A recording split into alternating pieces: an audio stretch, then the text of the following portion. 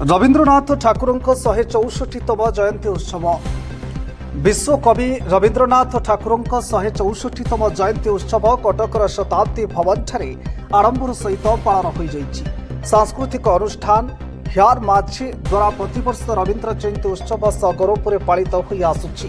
यार कर्णधार राखी सेन पौरोहित उत्सव आयोजित उत्सव में मुख्य अतिथि भाव सीएमसी मेयर सुभाष सिंह श्यामली पाल कविगुरु पट्टचित्र में माल्यार्पण प्रदीप प्रज्वलन सहित प्रारंभिक संगीत द्वारा आनुष्ठानिक सभा कार्य आरंभ कर उत्सव में रवींद्रनाथ कीर्तन और बाउल संगीत को वसुमित्रा मजुमदार संयोजन और श्रावणी मित्र परिचालन नृत्य और राणी सिंह द्वारा संगीत परिवेषण परिशेष में श्यामली पाल गांधारीर आवेदन नाटक मंचस्थ करा सुभाषी सेन तत्वावधान और अनुष्ठान समस्त सभ्य सभ्यों अक्लांत परिश्रम ए उत्सव साफल्य मंडित हो पारी। शेष में समस्त कला कुशली मानक अनुष्ठान तरफ धन्यवाद दिया। कटक दुर्गा बाड़ी समिति आलमचंद बजार सहयोगित कार्यक्रम को आयोजन करा। कटकरू अफसर अली रिपोर्ट आवाज विशा।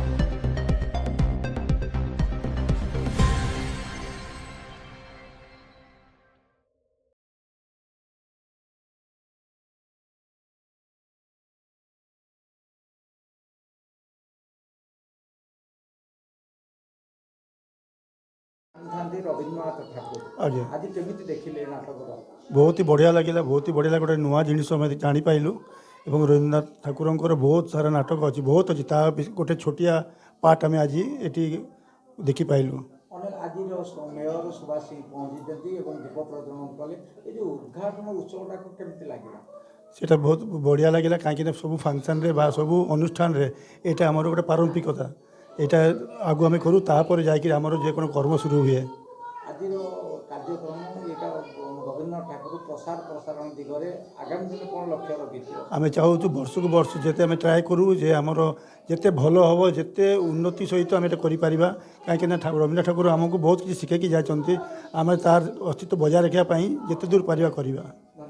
मु स्वरूपा दास आज सिना स्वरूपा नाटक रे मु भानुमती रोल रे थिली गांधारी आवेदन दीकर नर्तकी नाचुचंदी किंतु से जो समय देखिले केमिति लागिला निजको रानी बड़िया निजको फील होतिला सेटा फील न करले भी मैं करि पार नथंती आ भल लागिला करी की युव समाज नारी समाज कोन दिग्दर्शन रे नाटक माध्यम स्वावलंबी हवा दरकार समस्तंकर महाभारत नारी भूमिका अभिनय करते से महाभारत रे मु जो एक्चुअली मु जेटा एबे अभिनय करली भानुमती से एक अहंकारी नारी सेमिति तो आमे हवा कथा नुहे किंतु जेटा हमर रोल थिला दुर्जनकर जेमती से अहंकारी तांकर स्त्री भी सेमती आज शताब्दी भवन कटकर भाईचारा सहर रे आज आपण ये करते आज्ञा बड़ स्टेज रे अभिनय करे में आशा नाही निश्चित अछि निश्चित चांस पहले निश्चित करबी इच्छा बहुत अछि आगु को कार परिचय देवे मोर नाम कहबी मोर नाम हूँ राखी सेन से होती सुभाषी सेन मोर हजबैंड। आज कार्यक्रम रवींद्र जयंती उपलक्षे आम सब वर्ष 2006 रु आम आरंभ करी रवींद्र जयंती करवा और कटक रे 2006 रु आरंभ होइछि और यही तो आम चली यहाँ खूब खुशी आम करे बहुत समस्त खुशी भी अच्छी प्लस कर्मयोग्य गोटे अच्छी पछरे गोटे बहुत परिश्रम अच्छी हाँ सबू मिसाइक आम यहाँ करुँच बहुत खुशी करुँच पूरा गोटे मास धरिकी आम रिहर्साल तार आगुरी आमर प्लानिंग चले कौ अनुष्ठान हम ना हम एथर टिके जल्दी है टिके माने आम टाइम टिके कम थिला बोली टिके नाटक परिश्रम अच्छी जो भुवनेश्वर जन आसचंती से डायरेक्शन देइचंती से आसिकी डायरेक्शन देइचंती जे माने नाटक अभिनय करचंती से माने भी जाइकी शिखिकी आसचंती सेठी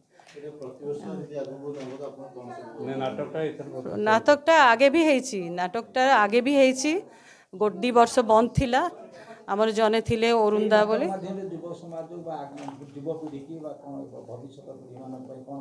भविष्य पीढ़ी मानक कहबी जे ये सब कल्चरल अनुष्ठान भितर रहिले से माने आउ एपट सेपट कुआड़े बाहर माने बही जीवा ये हेनी बाट नथिबो भल जिनिस भितर रही पारिबो से माने।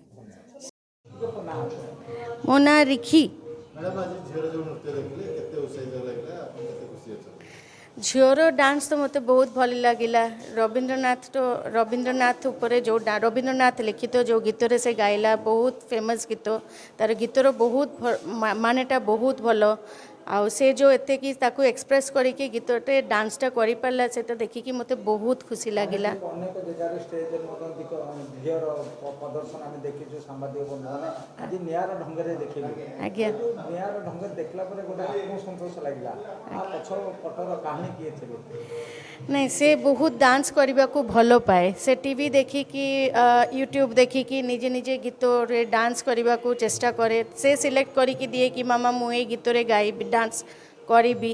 ତ ଆମେ ସେଟାକୁ ଉତ୍ସାହ ଦିଏ ଆଉ ସେଟାକୁ ଶିଖେଇବାକୁ ଚେଷ୍ଟା କରେ। ଆଗକୁ କ୍ଲାସିକାଲ ଡାନ୍ସ ଫର୍ମ ଶିଖେଇବାର ଇଚ୍ଛା ଅଛି। ଅନେକ ସମୟ ଦେଖାଯାଏ ଯେ ପଢ଼ିଲା ବେଳେ ପିଲାଙ୍କର ଡ୍ୟାନ୍ସ ପ୍ରତି ଏତେ ଆଗ୍ରହ ରହେନା। ବାପା ମା କହନ୍ତି ଆଗେ ପାଠ ପଛରେ ଡ୍ୟାନ୍ସ କି ସଙ୍ଗୀତ। ଏଇଟା କ'ଣ ସତ ନା? ଆମେ ତ ଚେଷ୍ଟା କରିବା ଦୁଇଟାକୁ ପ୍ୟାରାଲେଲି ଆଗେଇବା ପାଇଁ। ଆଗକୁ କ'ଣ ହେବ ଜାଣି ନାହିଁ। ସେ ଯେଉଁଟାକୁ ସିଲେକ୍ଟ କରିବ ସେଇଟା ହିଁ ହେବ। ଆଜି କଟକ ସହରରେ ବା ଓଡ଼ିଶାର ଅନ୍ୟ ଜାଗାରେ ନାଚିଲେ କେମିତି ଲାଗିବ ଆପଣଙ୍କର? ବହୁତ ଭଲ ଲାଗିଲା। ଯେଉଁ ଡାନ୍ସ ଫର୍ମ ଯେଉଁଟା ସେ ଯେଉଁ ମେନ୍ ଯେଉଁ ଗୀତଟାରେ ଯେଉଁ ଡାନ୍ସ କଲା, ସେ ଗୀତଟା ଏତେ ହିଁ ଫେମସ୍ ଗୀତ। ସେଟାକୁ ସେ ଏକ୍ସପ୍ରେସ୍ କରିକି ତାର ଡାନ୍ସ ମାଧ୍ୟମରେ ଯେଉଁ ଏକ୍ସପ୍ରେସ୍ କରିକି ଡାନ୍ସ କରିପାରିଲା, ସେଟା ଦେଖିକି ଆମେ ବହୁତ ଖୁସି ହେଲୁ। ତାର ବୟସ ଅନୁଯାୟୀ ସେ ଭାବୁଛି ସେ ବେଟର୍ ପରଫର୍ମ କରିଛି। ମୋ ନାଁ ହେଉଛି ଅଗ୍ନିତ୍ର ସେନ। ମୁଁ ସୁଭାଷିଷ ସେନ ତାଙ୍କର ପୁଅ। ଆଉ ମୁଁ ଏଇ ନାଟକରେ ଅଂଶଗ୍ରହଣ କରିଛି। ବହୁତ ଖୁସି ଜଣାପଡ଼ିଛି ଯଦି ଆଜି ଯେ ଅର୍ଜୁନ ବା ଦୁର୍ଯ୍ୟୋଧନର ମୁଁ କରିଛି। ରୋଲ୍ କରିଛନ୍ତି। ଏଇ ଯେଉଁ ରୋଲ୍ର ଯେଉଁ ବର୍ଦ୍ଦି ପିନ୍ଧିଛନ୍ତି, ପୋଷାକ ପିନ୍ଧିଛନ୍ତି, କେମିତି ଲାଗୁଛି? ବହୁତ ଖୁସି ଲାଗୁଛି। ବହୁତ ଦୁର୍ଯ୍ୟୋଧନର କ୍ୟାରେକ୍ଟର ମୋ ଭିତରେ ପଶିଯାଇଛି ମୋତେ ଲାଗୁଛି। ଅହଙ୍କାର, ତାଙ୍କର ଚଲାବୁଲା ସବୁ ମୋ ଭିତରେ ପଶିଯାଇଛି ମୋତେ ଲାଗୁଛି। ଆଗାମୀ ଦିନରେ କ'ଣ ଲକ୍ଷ୍ୟ ରଖିଛି ନାଟକ ମାଧ୍ୟମରେ? ନାଟକ ଏଇଟା ହେଉଛି କବିଙ୍କର ଗୋଟେ ଇଣ୍ଟରପ୍ରିଟେସନ୍ କହିପାରିବେ କି ଆପଣ, କବିଙ୍କ ଚିନ୍ତାଧାରା କହିପାରିବେ। ସେଇଟା କବି ସେଇ ଭାବରେ ସେଇଟାକୁ ନାଟକଟାକୁ ଭାବିଛନ୍ତି। ଏଇଟା ସତରେ କ'ଣ ହେଇଛି ନ ହେଇଛି ସେଇଟା ସେଇ ଯୁଗରେ ହେଇଥିଲା। ଅବିକା ଏଇଟା କବିଙ୍କ ଚିନ୍ତାଧାରାରେ ବହୁତ ଖୁସି ଲାଗୁଛି। ବହୁତ ଖୁସି ଲାଗୁଛି। ବହୁତ ଖୁସି ଲାଗୁଛି। ଆମେ ଦର୍ଶକକୁ ଖୁସି କରିପାରିଛୁ ଏଇ ନାଟକ ଦେଇକି। ଆଉ